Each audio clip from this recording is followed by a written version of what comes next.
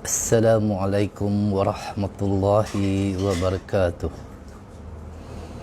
Bismillahirrahmanirrahim. Alhamdulillahi rabbil alamin.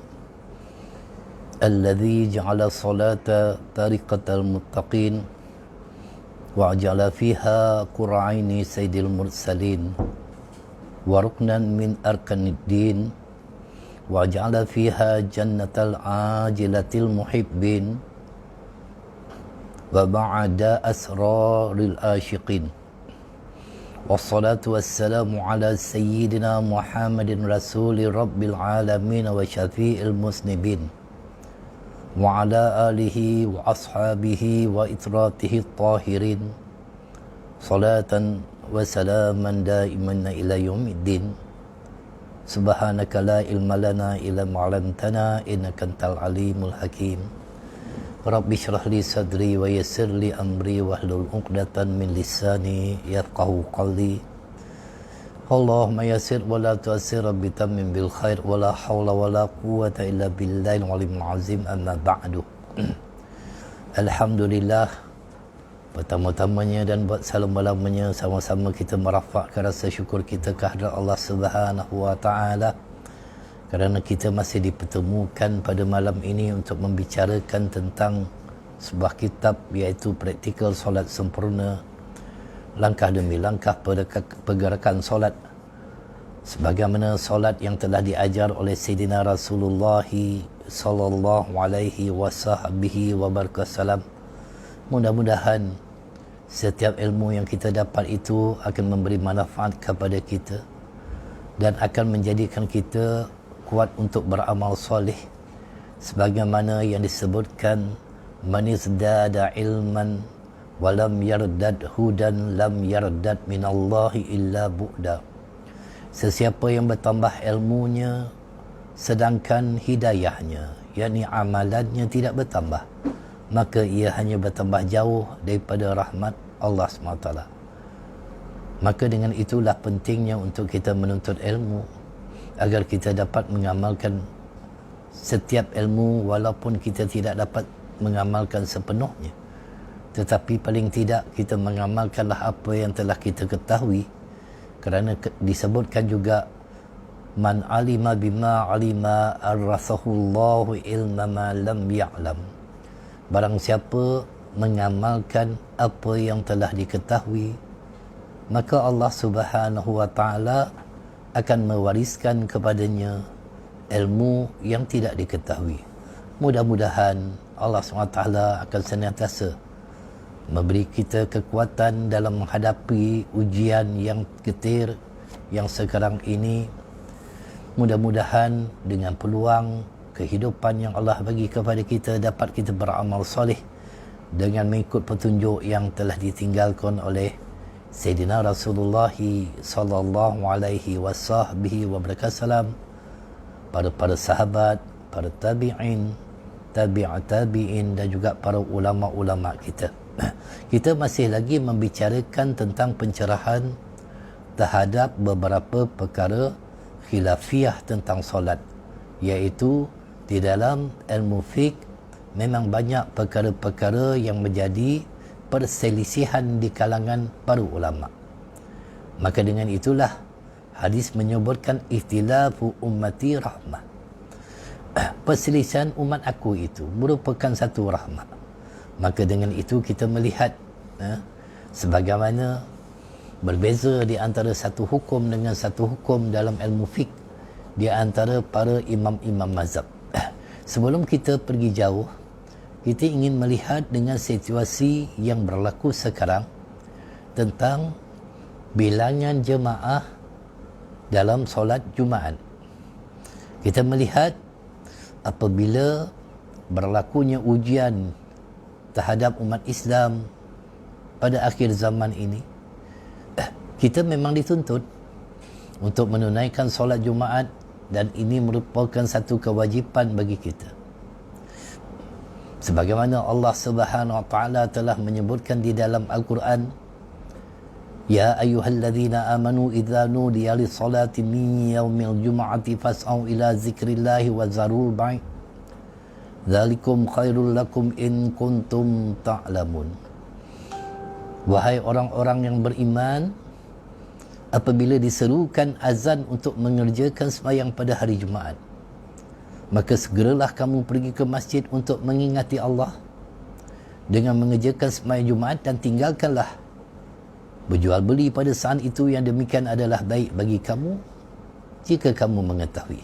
Baik, kita melihat ada perselisihan dan menjadi kekeliruan bagi masyarakat awam tentang bilangan solat Jumaat yang dilakukan.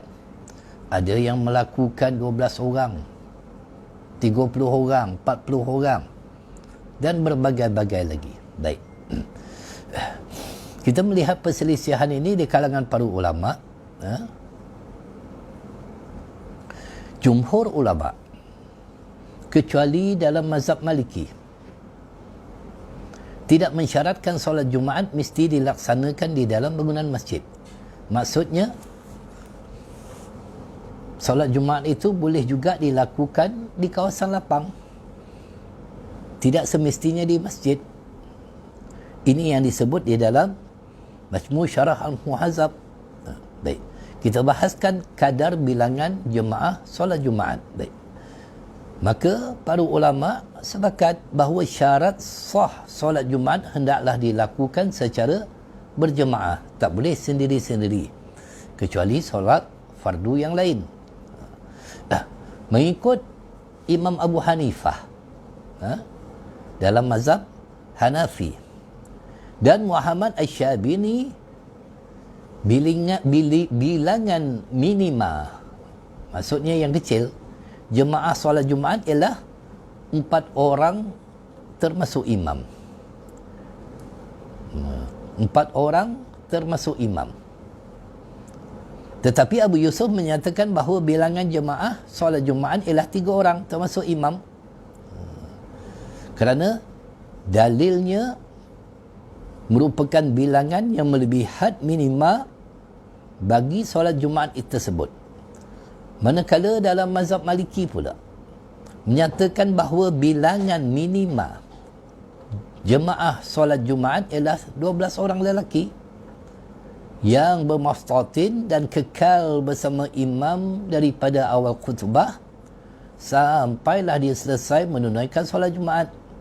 Adapun dalam mazhab kita, mazhab Syafi'i dan mazhab Hambali, meletakkan syarat bilangan minima jemaah solat Jumaat ialah seramai 40 orang atau lebih.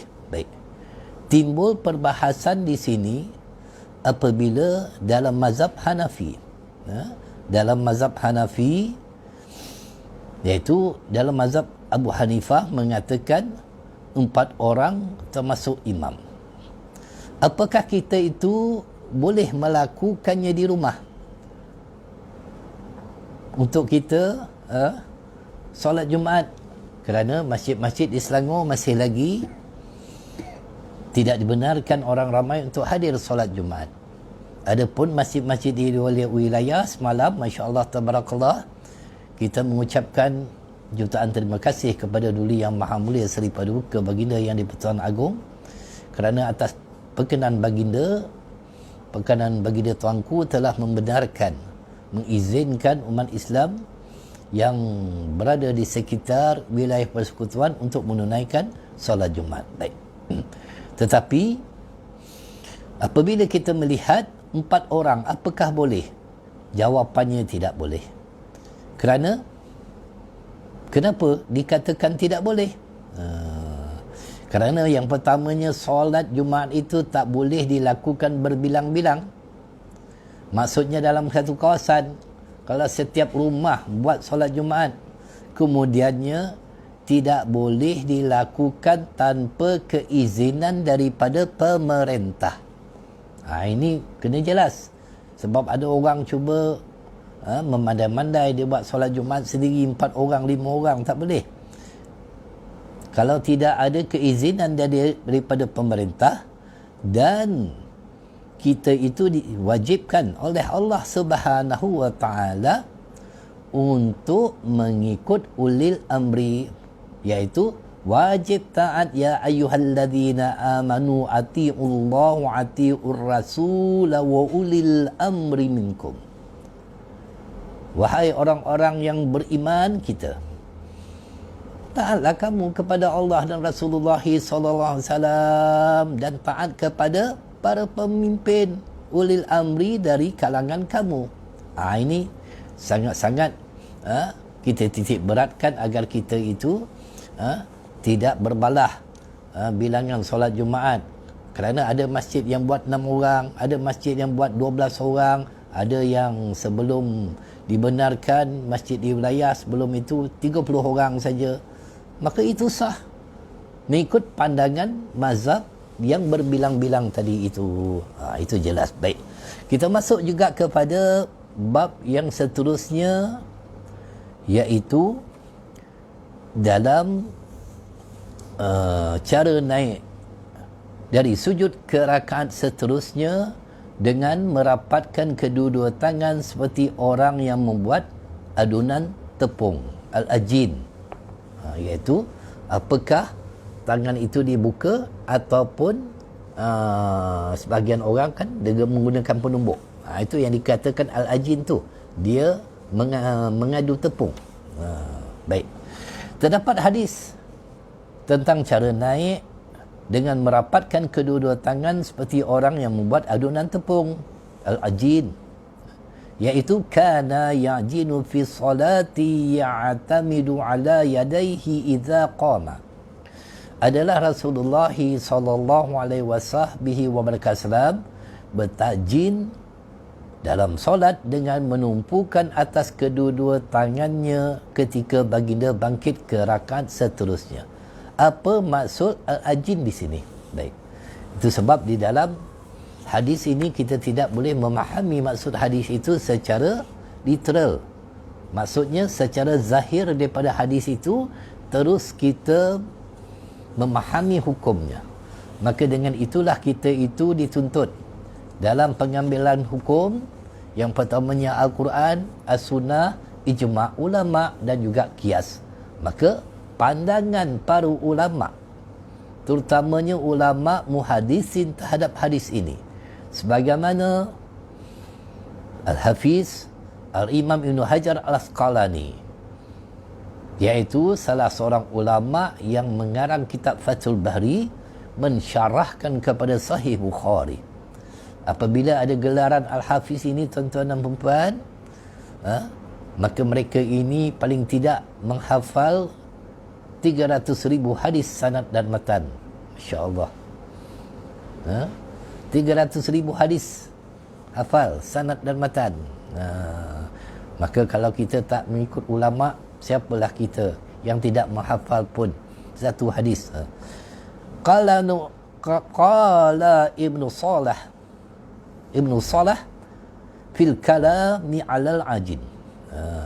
Al-Hafiz Ibnu Salah ketika memberi komentar tentang al-ajin mengatakan bahawa yang mempraktikkan dengan menekankan ke bumi dan merapatkan seperti mengadun tepung adalah amalan orang-orang ajam. Apabila disebut orang ajam, kita orang ajam. Selain daripada Arab, selain pada orang Arab disebut orang ajam. Iaitu selain bangsa Arab. Sebagaimana yang disebutkan kasirun minal ajam. Wa huwa itsbatu hayatin syar'iyyatin fi sholati la 'ada biha bi haditsin lam yusbit walau sabata lam yakun zalika ma'nahu. Mereka menetapkan satu gerakan yang mengandungi nilai syariat di dalam solat yang tidak ada dasarnya dengan hadis yang tidak kuat. Jika pun hadisnya kuat, maknanya belum tentu seperti itu. Jadi maksud daripada para ulama' muhadisin ini bukan begitu maksud daripada al-ajin di dalam hadis itu. Dan itu diamalkan oleh orang-orang ajam, iaitu selain pada bangsa Arab. Kita mengetahui bahawa baginda Nabi SAW merupakan bangsa Arab Quraisy. Bangsa Arab Quraisy.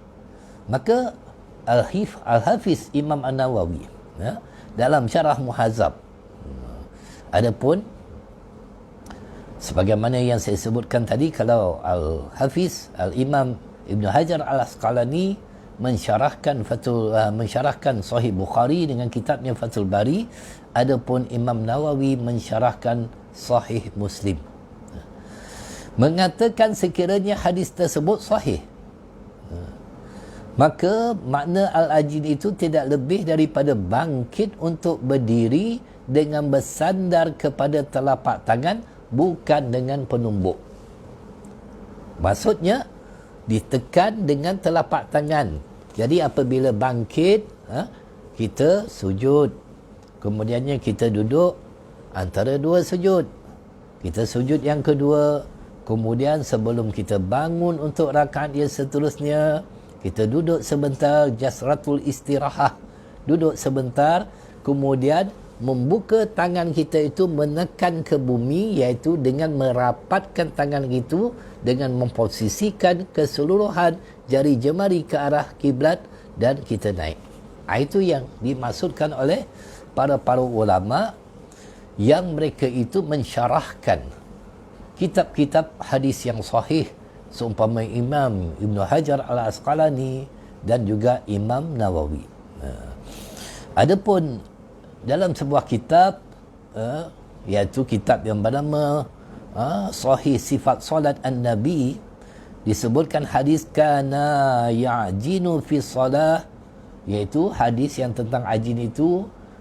Jadi disebutkan hadis itu merupakan hadis yang maudhu. Bila dikatakan maudhu, hadis itu tidak boleh dijadikan hujah. Kalau bukan kata hujah, tidak boleh beramal dengan hadis tersebut. Berbeza dengan hadis dhaif. Kalau hadis dhaif, masih lagi kita boleh beramal dengannya. Tetapi kalau hadis maudhu, iaitu hadis yang palsu, tertolak, ia telah dinyatakan batil. Hadis ini, siapa yang mengatakannya? Bukan saya yang mengatakannya. Saya tidak layak untuk mengkategorikan hadis ini sebagaimana, sebab kita bukan ahlinya. Maka kita serahkan kepada para ulama. Maka yang menyatakan hadis itu maudhu, hadis itu batil, iaitu 3 ulama besar yang dikenal dengan Al-Hafiz. Sebagaimana saya sebut tadi tu, Al-Hafiz paling tidak pun 100,000 hadis, 200,000 hadis, 300,000 hadis mereka hafal. 100,000 tuan-tuan dan puan, bukan 2-30. Iaitu Al-Hafiz Ibn Salah, Al-Hafiz Imam An-Nawawi. Imam Nawawi kan, kita tahu banyak kitabnya, kitab yang masyhur seumpama Al-Azkar dan sebagainya. Al-Hafiz Ibn Hajar Al-Asqalani yang mensyarahkan Sahih Bukhari. Jadi perkara ini telah disebutkan oleh mereka di dalam Al-Taqish. Boleh rujuk kitab tersebut, dan juga Al-Majmu'. Ini 2 kitab yang menjadi rujukan kita. Baik. Perbahasan yang seterusnya iaitu menggerak-gerakkan jari telunjuk ketika tasyahud. Biasa kita mengangkat jari telunjuk kita ketika kita mengucapkan tasyahud. Asyhadu an la ilaha illallah. Itu dalam mazhab kita. Wa asyhadu anna Muhammad Rasulullah. Dalam mazhab Syafi'i, sunat mengangkat jari telunjuk ketika mengucapkan kalimah illallah. Maksudnya asyhadu an la ilaha illallah.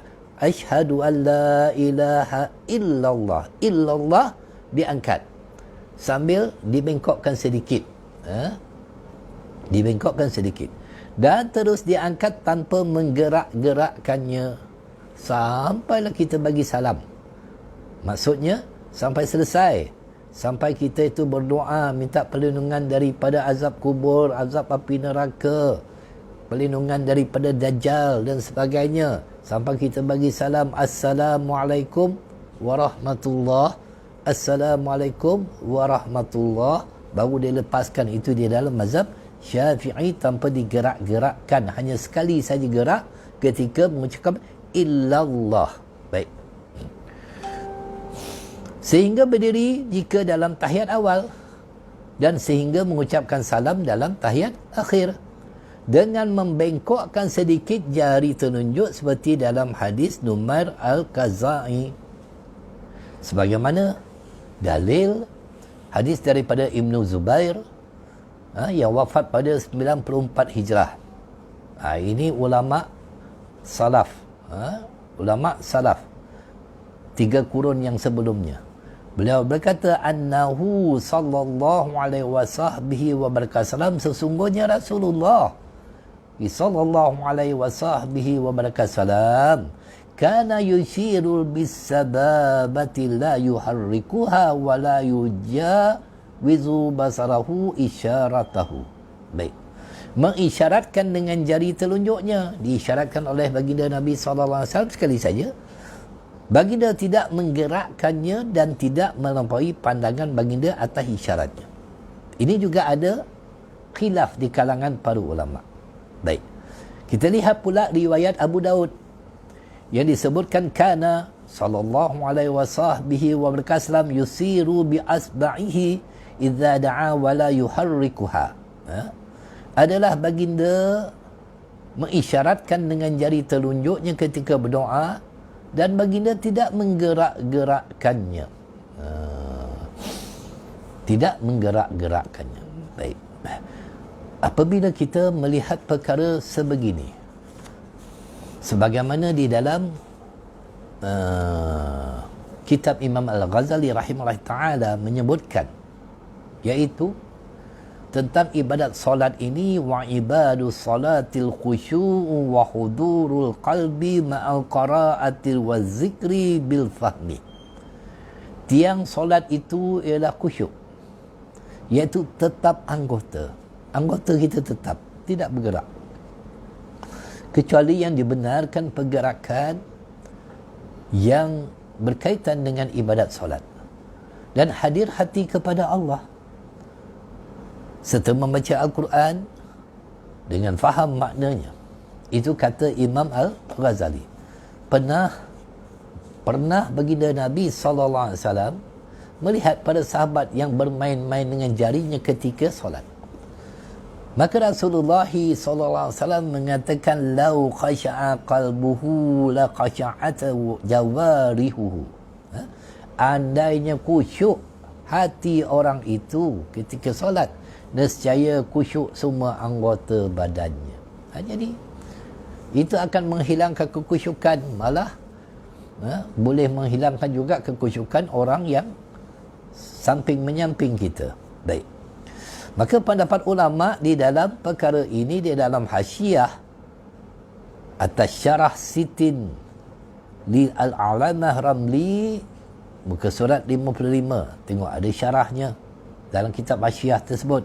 Fa innahu yusannu an yushiru biha inda qawlih illallah wa takun munhaniyatan mutawajjibatan liqiblati wa zalika fi tashahhudai. Maka sesungguhnya disunatkan memberi isyarat dengan telunjuk tangan kanan ketika mengucapkan ilallah. Sunat untuk kita mengangkat tadi itu ilallah, dan hendaklah telunjuk itu bengkok sedikit menghadap kiblat, dan perlakuan ini dibuat pada kedua-dua tasyahud, maksudnya tasyahud awal dan juga tasyahud akhir, dengan kita menggerakkan ketika illallah dengan membengkokkan sedikit. Inilah yang dibuat oleh Sayyidina Rasulullah SAW. Maka para ulama mengatakan makruh menggerak-gerakkan telunjuk sewaktu tasyahud. Hukumnya makruh, tidak sampai kepada membatalkan solat, kerana jari ini bukannya anggota berat, berbeza dengan tangan dan yang lain-lainnya. Tetapi kalau jari itu bukannya anggota berat, maka tidak sampai membatalkan solat, tetapi makruh. Makruh ini kita tak nak, kita nak perkara yang sunat. Jumhur ulama Syafi'i mengatakan makruh menggerak-gerakkan telunjuk waktu tasyahud, kerana perbuatan tersebut merupakan perbuatan sia-sia dan main-main, di samping menghilangkan kekhusyukan. Tetapi kalau bermain-main di dalam solat, hukumnya haram, Tidak boleh kita bermain-main, berangan-angan di dalam solat dan sebagainya. Baik. Kita lihat khilaf perselisihan di kalangan para ulama tentang menggerakkan jari. Kalau dalam mazhab Syafi'i tadi itu diangkat cuma ketika mengucapkan illallah. Asyhadu an la ilaha illallah baru diangkat. Adapun dalam mazhab Hanafi, jari jemari semuanya dilepaskan. Tidak ditarik yang ketiga-tiga ni. Kalau kita tarik yang tiga-tiga kan. Ada yang menggenggam, ada yang membuat bulatan dan sebagainya. Ini petunjuk daripada Rasulullah SAW. Rasulullah membuat lingkaran dan sebagainya. Baik. Adapun di dalam mazhab Hanafi, semua jari jemari dilepaskan, kanan dan kiri. Tidak digenggam ketika membaca tasyahud. Maka jari telunjuk diangkat ketika mengucapkan kata nafi.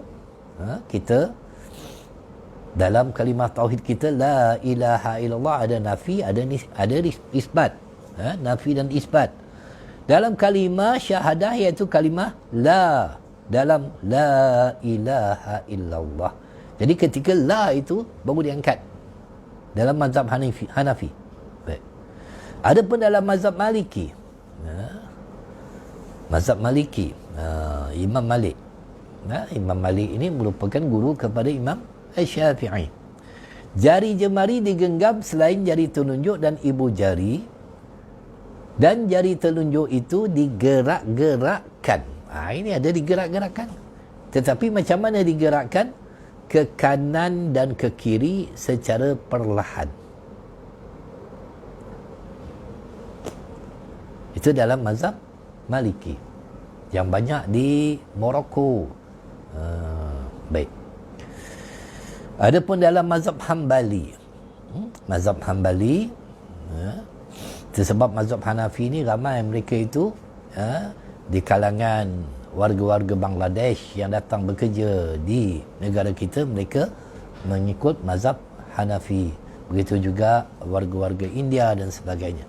Adapun dalam mazhab Hambali, iaitu Imam Ahmad bin Hanbal, jari telunjuk diangkat setiap kali mengucapkan lafaz Jallallah, iaitu lafaz Allah, dan tidak menggerak-gerakkannya. Maksud macam mana yang dikatakan menggerak-gerakkan itu?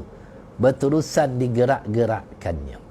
Itu ulama dalam jumhur ulama Syafi'i mengatakan hukumnya makruh. Baik. Jadi kita melihat perbincangan para ulama tentang hadis yang menunjukkan menggerak-gerakkan jari. Hadis ini riwayat daripada Wail bin Hajar, salah seorang yang meriwayatkan hadis, yang menyebutkan baginda meletakkan kedua tangannya ketika bertasyahud. Kemudian dia, iaitu Wail, berkata, summa rafa'a sallallahu alaihi wasallam asba'ahu fara'aituhu yuharrikuha yud'u biha. Kemudian baginda mengangkatkan jari telunjuknya, lalu aku melihat baginda menggerak-gerakkan berdoa dengannya. Baik. Itu kata Wail bin Hajar dalam satu riwayat. Maka hadis ini sahih. Melainkan lafaz, terdapat lafaz di dalam hadis tadi itu yuharrikuha. Kerana hanya seorang saja yang bernama Zaidah bin Qudamah yang meriwayatkan begitu, walaupun dia seorang yang sikah. Maksud sikah ini orang yang senantiasa ingatannya begitu kuat, tidak lupa. Tetapi dia menyalahi lebih 11 orang perawi yang sikah. Jadi ada 11 perawi lagi yang mengatakan tidak ada lafaz yuharrikuha, menggerak-gerakkan ini. Cuma seorang saja. Jadi 11 lawan 1. Mana menang? 11 lah menang kan? Kalau nak berhujah kan? 11 orang mengata begini, seorang saja kata begini. Jadi kita nak panggil ambil yang mana? Ambil yang seorang? Mestilah kita ambil keputusan yang ramai tadi tu, 11 orang. Baik. Maka lafaz yuharrikuha, gerak-gerakkan itu, mereka mengatakan itu syaz, pelik, yang tidak boleh dipakai. Maka riwayat yang syaz, yang agak pelik ini tidak diambil sebagai hujah. Tidak diambil sebagai hujah. Tetapi ingat, Orang yang menggerak-gerakkan jari itu tidak sampai membatalkan solat, cuma makruh saja mengikut jumhur ulama Syafi'i. Dan kalau dia bermain-main bukan kata jari saja, bermain-main dia dengan ibadat yang kita lakukan juga, apa saja ibadat, maka itu akan merosakkan ibadat tersebut. Hadis Bail ini seolah-olah ada ta'arud, iaitu pertembungan dengan hadis Ibn Zubair dan hadis Abu Daud yang telah kita sebutkan sebelum ini. Jadi ada kontradiksi, ada pertembungan. Hadis begini lain, hadis begini lain. Jadi kita tengok yang lebih banyak lagi meriwayatkan macam mana. Itu sebab tuan-tuan dan puan-puan, apabila kita jumpa satu-satu hadis, jangan kita terus pakai dulu, tengok dulu. Kitab begitu juga, tengok, belajar banyak-banyak kitab, baru kita memahaminya. Kerana dalam hukum fiqh ini banyak perselisihan, banyak perkara-perkara yang diperselisihkan dan merupakan ikhtilaf yang merupakan rahmat bagi umat Islam.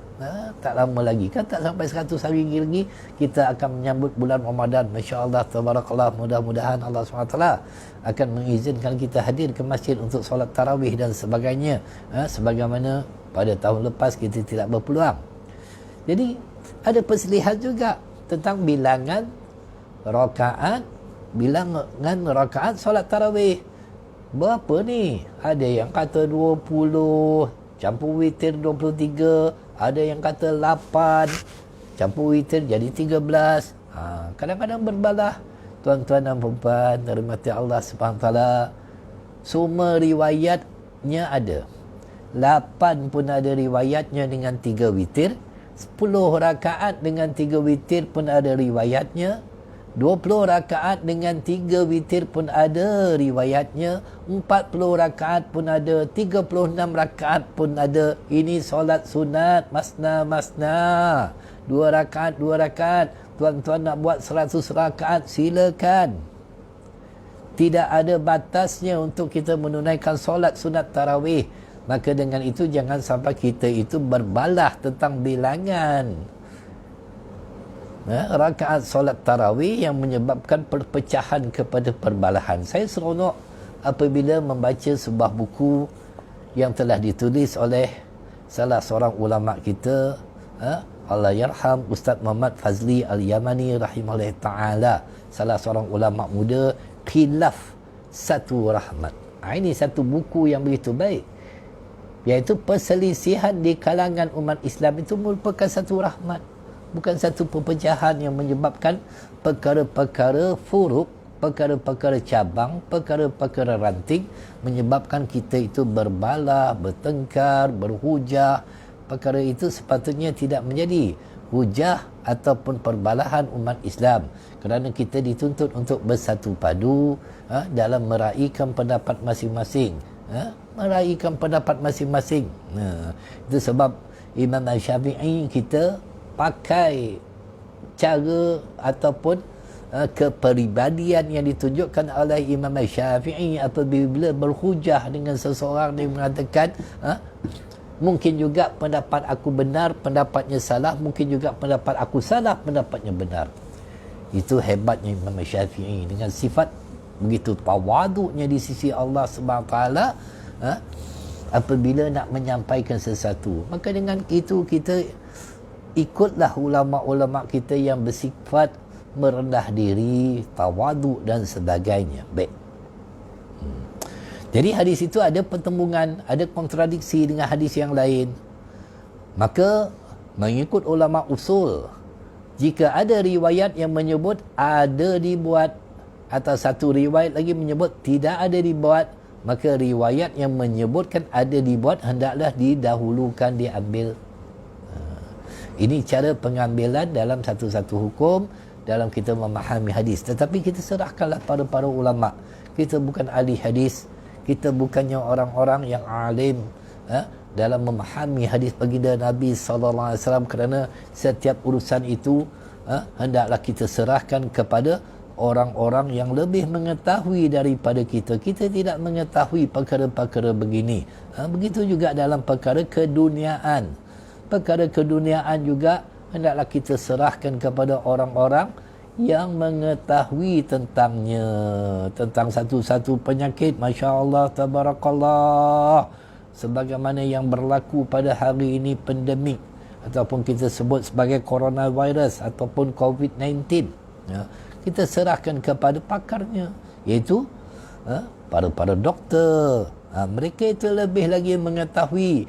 Jangan sampai kita itu membuat andaian-andaian yang menyebabkan kerosakan kepada orang yang mendengarnya dan sebagainya. Kita bukan orang-orang yang mengetahui tentang perkara-perkara yang bukan bidang kita. Maka ini bidangnya ialah para ulama-ulama dalam mazhab iaitu ulama-ulama fikih yang memahami bagaimana untuk mengistibatkan, mengeluarkan hukum daripada satu-satu hadis. Baik. Satu lagi yang menjadi polemik umat Islam, ini juga berlaku tuan-tuan dan puan-puan, yang kita tak nak perkara ini menjadi perbelahan, menjadi hujah, menyebabkan seseorang itu kadang-kadang solat di samping orang-orang yang berbeza pendapatnya, sampaikan tak nak pandang orang itu. Ini merupakan satu-satu perkara yang dibenci oleh Allah Subhanahu Wa Taala. Baik. Selepas kita mengucapkan salam, kan, Assalamualaikum warahmatullah, Assalamualaikum warahmatullah, iaitu mengusap muka selepas salam. Ada orang mengusap muka lepas salam, kan, lepas salam tu dia sapu muka. Jadi macam mana, boleh ke tak boleh ni sapu muka? Kalau tak boleh kami tinggalkan, kalau boleh kami lakukan. Ini kadang-kadang jadi hujah kepada orang ramai yang menyebabkan kekeliruan. Sebab perkara ini dibesar-besarkan, perkara ini dibesar-besarkan dan sebagainya, yang menyebabkan orang ramai menjadi keliru. Baik.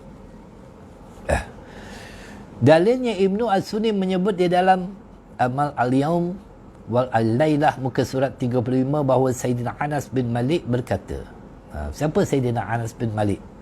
Merupakan khadam kepada baginda Nabi sallallahu alaihi wasallam, yang menjadi juru khidmat kepada baginda Nabi sallallahu alaihi wasallam. Kana Rasulullah sallallahu alaihi wasallam idza qada salatuhu masaha jabhatuhu biyadihil yumna summa qala asyhadu an la ilaha illallah, asyhadu an la ilaha illallah wa rahmanur rahim, Allahumma adham annil hamna wal hazan. Adalah Rasulullah sallallahu alaihi wasallam apabila selesai daripada solat, baginda mengusap dahinya. Iaitu perbuatan ini dibuat oleh baginda Nabi sallallahu alaihi wasallam yang mengusap dahinya. Dahinya itu diusap oleh baginda Nabi sallallahu alaihi wasallam dengan tangan kanan sambil mengucapkan asyhadu an la ilaha illallah wa rahmanur rahim. Aku naik saksi bahawasanya tiada Tuhan yang disembah selain Allah yang Maha Pemurah lagi Maha Pengasih. Allahumma hadh annil hamna wal hazan. Ya Allah, hilangkanlah daripadaku segala kemurungan dan kesedihan. Jadi itu doa yang diucapkan oleh baginda Nabi sallallahu alaihi wasallam. Baik, pendapat para ulama dalam Burah Al-Mustarsyidin muka surat 49 dinyatakan rawa Ibnu Mansurin annahu sallallahu alaihi wasallam kana idza qada salatuhu masaha jabhatuhu bikaffihi al-yumna summa amarha ala wajhihi hatta ya'tiya biha ala lihiyatihi syarifati wa qala Bismillahilladzi la ilaha illa wal alimul ghaib wa syahadatu wa rahmanur rahim. Itu salah satu daripada riwayat yang mengatakan baginda Nabi sallallahu alaihi wasallam mengucapkan Bismillahilladzi la ilaha illa wa alimul ghaib wa syahadati wa rahmanur rahim. Allahumma hadh annil hamna wal hazan wal gham. Allahumma bihamdika in saraftu wa bi dhanbi i'taraftu wa a'udzubika min syarri ma iqtaraftu wa a'udzubika min jahdi bala'i dunya wa azabil akhirah. Ibnu Mansur telah meriwayatkan sesungguhnya Rasulullah sallallahu alaihi wasallam Apabila selesai solatnya, baginda menyapu dahinya dengan tapak tangan kanannya, kemudian melakukan, iaitu melalukan ke wajah baginda sehingga sampai ke janggut baginda yang mulia, sambil membaca dengan nama Allah yang tiada Tuhan selainnya, yang maha mengetahui yang gaib dan yang nyata. Maka maha pemurah, maha pengasih, ya Allah, hilangkanlah daripadaku segala duka cita, kesedihan dan kerunsingan. Doa ini sangat baik, tuan-tuan, untuk kita beramal doa dengan doa begini, Allahumma haz annil hamma wal hazan wal gham, iaitu agar Allah menghilangkan segala keresahan kita, duka cita kita, kerisauan kita. Mana tidaknya kita risau dengan pandemik sekarang ini, macam mana anak-anak masih lagi belum bersekolah, banyak lagi perniagaan yang terbengkalai, masjid-masjid di Selangor masih lagi belum dibuka. Banyak yang kita risau, tuan-tuan. Dan yang paling kita risau, Masya Allah, tabarakallah, kalau wabak ini terkena kepada ahli keluarga kita ataupun kaum kerabat kita. Ini yang sangat kita takut. Itu sebab kita itu ikutlah perintah orang-orang yang mengetahui tentang perkara ini. Jangan sampai kita itu membuat andaian dan menyebarkan sesuatu maklumat yang tidak sahih, yang menyebabkan kita itu memberi kemudaratan kepada orang ramai. Ini kena jaga-jaga. Saya amat takut tentang perkara-perkara akhir zaman ini, apabila seseorang yang berani untuk membuat andaian-andaian tertentu dalam berkata perkara-perkara yang bukan bidangnya, bukan bidang kita dan sebagainya. Maka Rasulullah mengucapkan begitu. Ya Allah, dengan pujianmu aku berpaling dan dengan dosaku aku mengaku. Masya Allah, tabarakallah. Baginda Nabi SAW seorang yang maksum. Para Rasul semuanya maksum, tidak ada dosa. Tetapi mengaku akan dosanya di hadapan Allah Subhanahu Wa Taala. Itu sebab kita kena mengaku juga dosa kita. Kita ini orang yang banyak dosa. Dengan kita memperbanyakkan membaca Sayyidul Istighfar. Rajin-rajin, tuan-tuan. Selepas setiap kali lepas daripada solat, baca Sayyidul Istighfar. Tuan-tuan boleh Google lah, sekarang ni mudah. Type saja dekat Google Sayyidul Istighfar, macam mana bacaannya, boleh kita print, tampalkan kalau tak hafal. Tiap-tiap lepas daripada solat, baca Allahumma tarbi la ilaha illa anta khalaqtani wa ana 'abduka mastata'tu wa a'udzubika min syarri ma sana'tu wa bi kalimati qalaya wa bi dhanbi faghfirli fa innahu la yaghfiru dzunuba illa anta.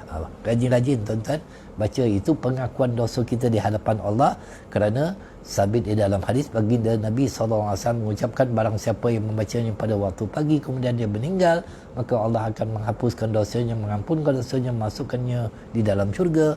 Dan barang siapa yang membacanya pada malam hari kemudian dia meninggal, Allah akan memasukkannya ke dalam syurga. Mudah-mudahan kita adalah ahli syurga yang dipilih oleh Allah Subhanahu Wa Taala. Aku berlindung denganmu daripada kejahatan apa yang aku lakukan. Subhanallah. Tengok hebatnya baginda Nabi SAW berdoa. Daripada kejahatan kita sendiri kita berlindung. Kerana la haula wala quwwata illa billahil aliyyil azim, tidak ada daya kekuatan untuk kita menghindarkan maksiat. Kita tak mampu untuk menghindarkan maksiat kecuali dengan perlindungan daripada Allah Subhanahu Wa Taala. Itu sebab kita bukan orang yang baik. Kita bukan orang yang bagus. Kita mesti melihat kekurangan yang ada pada diri kita, mencela diri kita sendiri kerana kita bukan orang yang baik. Kita ini nampak baik kerana Allah SWT menutup aib kita. Dan aku berlindung denganmu daripada kepayahan bala dunia dan azab akhirat. Kepayahan bala dunia sekarang ini yang Allah turunkan kepada kita. Ada orang yang merasa kesusahan dan sebagainya, minta perlindungan daripada Allah SWT. Mudah-mudahan Allah SWT akan menghapuskan segala bala tersebut dan azab akhirat. Itu sebab minta kepada Allah Subhanahu Wa Taala agar Allah SWT menghapuskan segala kesusahan duka cita kepada yang ada kepada kita. Baik. Inilah yang perlu kita ambil iktibar dalam kita memahami setiap hadis yang ada di dalam kitab-kitab hadis, maka kita merujuklah kepada para ulama kita dalam perkara-perkara khilaf sebegini, perkara-perkara yang menjadi polemik ataupun perpecahan kita tinggalkan, tetapi kita nakkan umat yang bersatu padu, umat yang senantiasa mempunyai sifat rahmah. Sifat rahmat apa dia? Iaitu berkasih sayang antara kita, antara satu sama lain. Apa saja kefahamannya, apa saja ideologinya, apa saja, asalkan kita itu adalah di antara orang yang menyembah Allah yang satu, Nabi kita satu, kiblat kita satu, tujuan kita hanya untuk menjadi orang yang taat di hadapan Allah, maka jangan sampai kita itu amalan kita terbatal disebabkan kita suka berbalah, kita suka berpecah, kita suka membawa perkara-perkara yang memberi keburukan kepada umat ini. Jadi tuan-tuan dan puan-puan dirahmati Allah Subhanahu Wa Taala, sama-samalah kita menadah tangan pada malam ini, sebelum masuknya waktu Isyak, untuk kita berhentikan perbahasan kitab kita ini. Kita tadah tangan dengan membaca doa agar Allah menghindarkan kita daripada bala yang ataupun wabak yang menimpa sekarang ni. A'udzubillahi minasyaitonirrajim. Bismillahirrahmanirrahim. Alhamdulillahirabbil alamin. Wassalatu wassalamu ala asyrafil anbiya'i wal mursalin wa ala alihi wasahbihi ajma'in. Allahumma ya rafi'al bala irfa'il bala 'anna wa 'an jamil muslimin. Ya Allah, wahai yang mengangkat bala, angkatlah bala daripada kami dan seluruh umat Islam. Ya Allah, wahai yang menolak bala, tolaklah bala daripada kami dan seluruh umat Islam. Ya Allah, wahai yang menghindarkan bala, hindarkanlah bala daripada kami dan seluruh umat Islam. Ya Allah, wahai yang menyingkap akan kemudaratan, singkapkanlah kemudaratan daripada kami dan seluruh umat Islam. Ya Allah, wahai yang hampir kesenangan darinya, segerakanlah bagi kami dan umat Islam akan kesenangan yang hampir itu. Ya Allah, ya Tuhan kami, wahai yang cepat pertolongannya, percepatkanlah bagi kami dan umat Islam akan pertolongan yang menyeluruh daripadamu. Ya Allah, kembalikanlah tipu daya musuhmu dan musuh agamamu kepada batang leher mereka sendiri, dan hindarkanlah umat Islam daripada segala kejahatan mereka, dan janganlah sampai kepada mereka akan tujuan mereka terhadap kami, dan tidak juga terhadap seorang pun daripada umat Islam dengan kekuasaanmu, wahai zat yang paling berkuasa, yang maha berkuasa. Wa sallallahu ala sayyidina Muhammad wa ala alihi wa sahbihi wasallam. Walhamdulillahi rabbil alamin. Assalamualaikum warahmatullahi wabarakatuh.